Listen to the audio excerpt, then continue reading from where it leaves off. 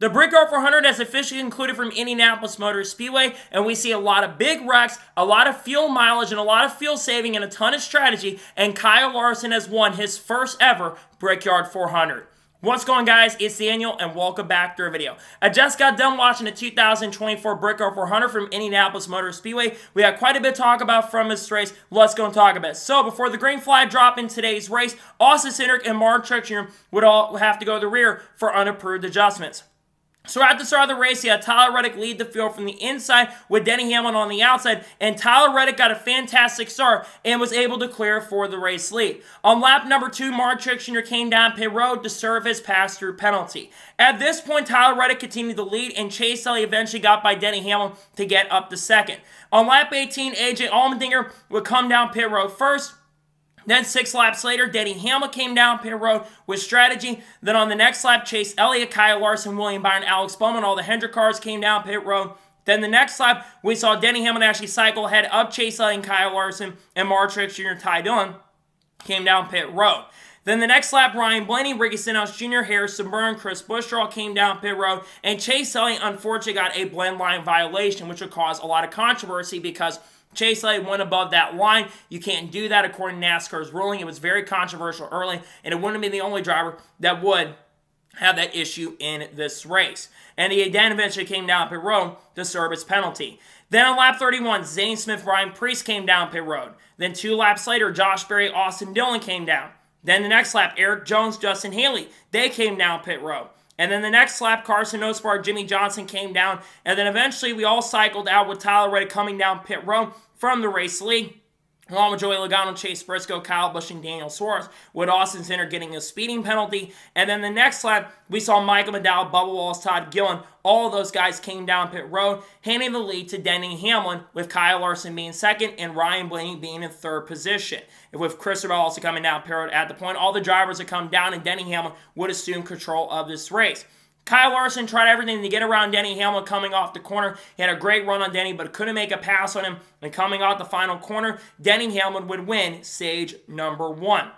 Meanwhile, during this time, Chris Buescher had multiple flat tires and definitely, unfortunately, was affected by that. But unfortunately, would take a guy on the playoff cutoff line currently at the moment. That was sadly effective and hurt him as the race progressed and went on, because unfortunately went multiple laps down because of this incident and mistake from the tire issues that he ended up happening. So during this caution, Tyler Reddick, Michael McDowell, John Hunter Nemechek, Joey Logano, Corey LaJoie, Kyle Busch all stayed out, while the rest leaders came down pit road. Ty Gibbs won the race off pit road 2 tires, and Denny Hamlin was the first guy off of pit road 4 tires and would restart in 10th. And then you saw a couple guys come down, being Ross Chastain and Eric Jones. They would pit once again, topping off on field. So then on the restart, you had Tyler Reddick lead the field from the inside with John Nemechek on the outside. And John Nemechek got a fantastic restart going to turn number 2 and was able to clear for the race lead. John Hunter would continue to dominate this portion, pulling out to about a 2 or 3 second lead. And then the caution would come out once again on lap number 70 when there was debris that came off Cody Ware's tire. Cody Ware had a flat tire, a ton of debris got on the racetrack, and that would bring the caution out. So then during this caution, Kyle Busch, Bubba Wallace, Todd Gillen, and Chase Elliott all came down pit road, while the rest leaders, they stayed out while the rest leaders came down pit road. Corey LaJoie win the race off pit road, and then you had some other guys that basically took 4 tires on pit road as well. And then during this time, Kyle Larson came back down pit road as he felt like he had a loose right rear wheel. So then on the restart, you had Kyle Busch lead the field from the inside with Todd Gillen on the outside, and Kyle Busch got a fantastic restart and was able to clear for the race lead.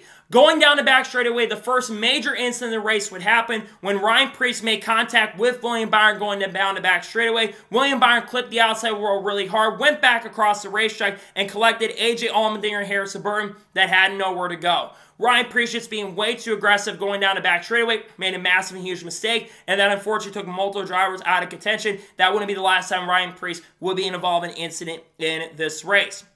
So then during this caution, Kyle Busch, Daniel Hemrick, Jimmy Johnson, Eric Jones, Michael McDowell, Brad Keselowski, Kyle Larson, Austin Cindric came down pit road, and this would hand the lead to Bubba Wallace, who came into this race right below the cutoff line.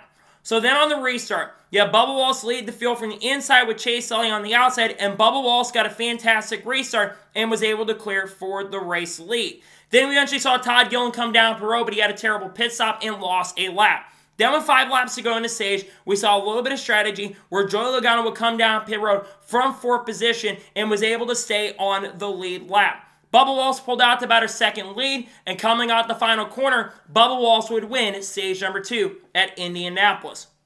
During this caution, Tyler Reddick, Eric Jones, Corey LaJoie, Carson Osbar, Bubba Wallace, Ryan Blaney, Noah Gragson, Chase Elliott, Ryan Preece, Christopher Bell were among the guys that came down pit road while rest leaders stayed out. Unfortunately, Tyler Reddick had a terrible pit stop again and basically had to come back down pit road because he had a loose left front wheel.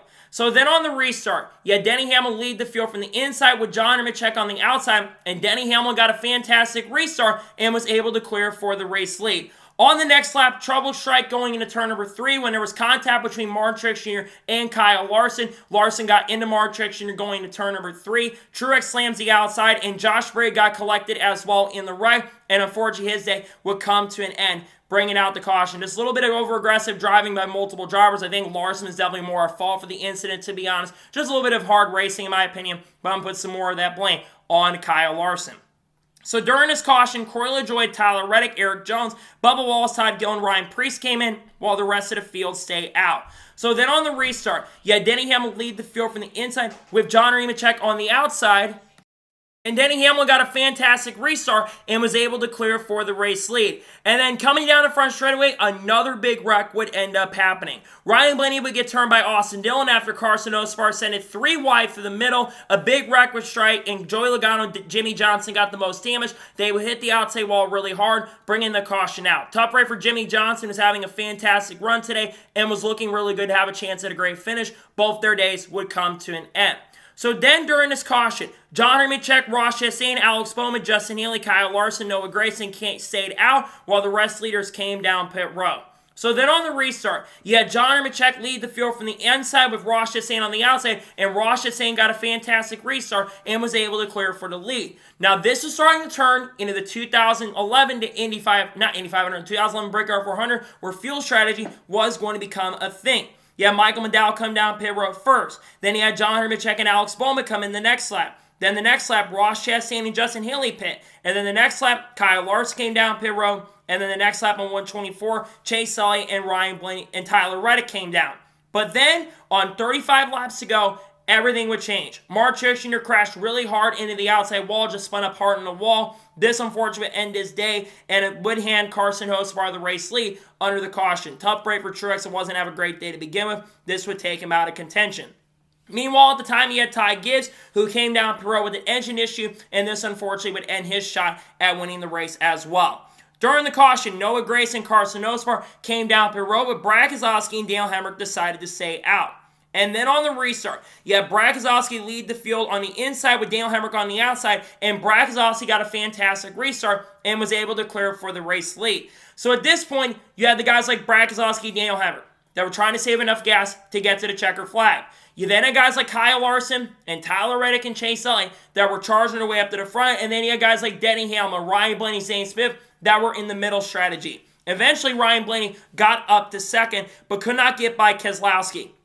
And eventually, Kyle Larson really started charging up. He passes one car, he passes 2 cars, and starts making up a ton of ground. And eventually, with a few laps to go, he's up to 3rd position as Ryan Blaney is pressuring to get by Brad Keselowski. It's basically a cat and mouse game at this point. And coming with 5 laps to go, Kyle Larson got a fantastic run on Ryan Blaney trying to get around him, who was saving gas and fuel, but Kyle Larson could not get by him. It looked like Kyle Larson was going to have a chance and opportunity to get up to second, and Brad might go on to win, but with 2 laps to go, everything would change. Kyle Busch tried to pass Denny Hamlin going to number 3. He made a mistake. He spun out on his own and backs it hard on the outside wall, bringing the caution out, unfortunately ending Kyle Busch's shot at a great run. Just a big mistake by Kyle Busch, and no ifs and buts about it. He had a great run going and unfortunately ruined his day with the crash. He had a great race going, and unfortunately this ended his shot at going to victory lane.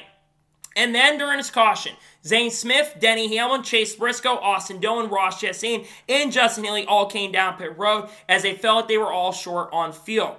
So then on the second to last restart, you had Brad Keselowski lead the field from the inside with Ryan Blaney on the outside, but Brad Keselowski actually came down pit road, and this moved Kyle Larson up into the front row. And Kyle Larson got a better restart than Ryan Blaney and was able to clear for the race lead.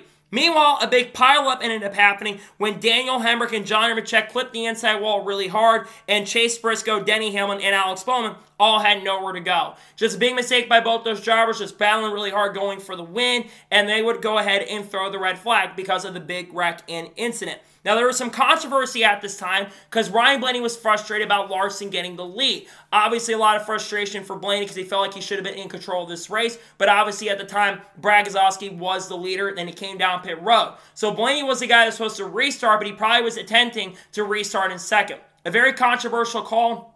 I think NASCAR should have maybe not restarted. They felt like that it was going to be an issue, but I guess NASCAR felt good about that. And because of that, Larson would be handed the race lead. And coming to the final restart, Kyle Larson lead the field from the inside and Ryan Blaney on the outside. And Kyle Larson got a fantastic restart and was able to clear Ryan Blaney for the race lead. Coming down the backstretch off of turn number 2, Ryan Preece would spin out after some contact, I think, from Daniel Suarez. He would drop back quite a bit, hit the inside wall very, very hard. And coming to the white flag, Kyle Larson had the race lead. But you had a stop car down the back straightaway, and that is Ryan Preece. And they were looking to maybe keep the race going, and it could have been an opportunity for Tyler Reddick to get there. But coming down the back straightaway, NASCAR decided to go ahead and throw the caution since Ryan Preece could not get it refired, which means coming out the final corner under yellow, Kyle Larson has won his first ever Brickyard 400, his 27th career NASCAR Cup Series victory, and is now only one crown jewel away from having all 4 big crown jewels. Kyle Larson's won the Coke 600, the Southern 500, and now has won the Brickyard 400. A big and massive deal for Kyle Larson. He absolutely earned this win in my opinion, but let's talk about the controversial call. I feel like NASCAR probably should have thrown the caution sooner. I get they were trying to hope that Ryan Preece got it back going. It was a very frustrating call, if you ask me, a little bit controversial nonetheless. And I do feel like the NASCAR might have gotten the wrong call right here, but it is what it is. It just, I guess NASCAR felt like that Preece was trying to get it back going, and he was definitely moving, but he had multiple flat tires, and there was nothing they could do right there.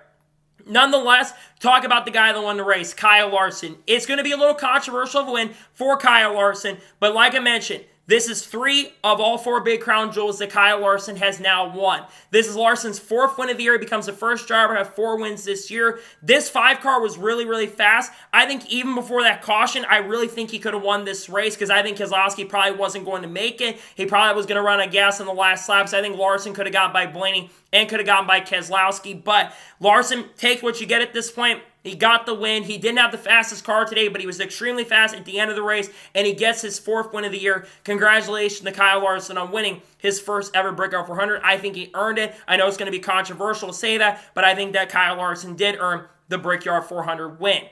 So now we'll go ahead and take a look at the race results. I'll give my score and thoughts on today's race. So Kyle Larson picks up the victory. Tyler Reddick finishes second. I think for the early portion of this race, Reddick did have the fastest car. Unfortunately, got that loose wheel that cost him a shot and an opportunity to go to victory lane. But still a great day for Tyler Reddick. This 45 team is building a lot of momentum. They've been extremely consistent as of late. I think he does have a chance to win the regular season championship this year.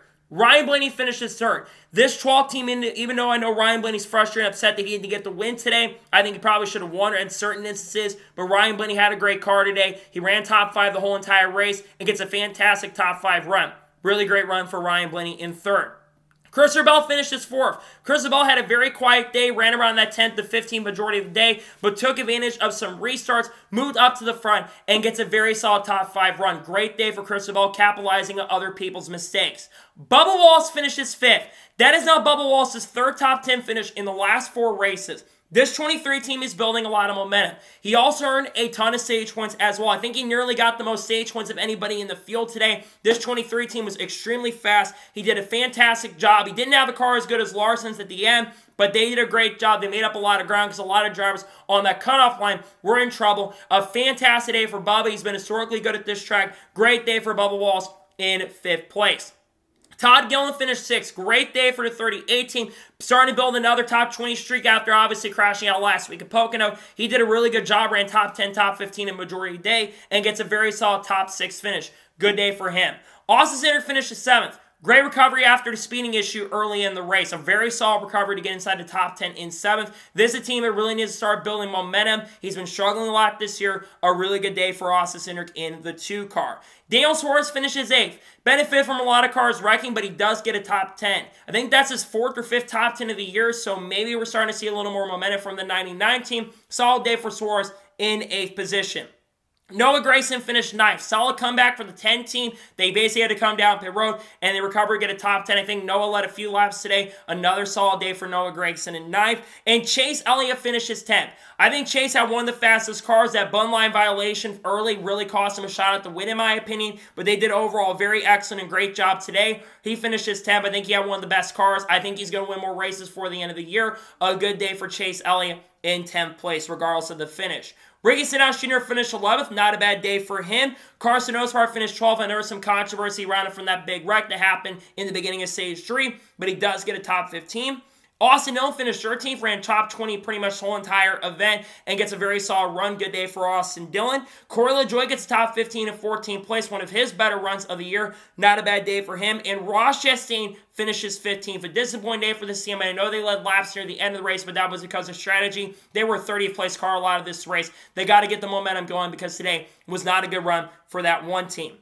Michael McDowell finishes in 16th. Zane Smith gets another top 20 in 17th place. Cody Worth somehow gets a top 20 18th. Not an awful day for him. Ty Dillon finishes in 19th. Justin Haley finishes 20th. Not an awful day for him. Brad Keselowski never really recovered. He gets a 21st place finish after the caution came out. Brad had a car capable of winning the end of this race, but unfortunately ran out of gas at the end. He finished 21st. Chris Buescher, after his multiple tire issues, finished 22nd. He's going to be basically fighting for the cutoff line at this point. Not a great day for him. He finished 22nd.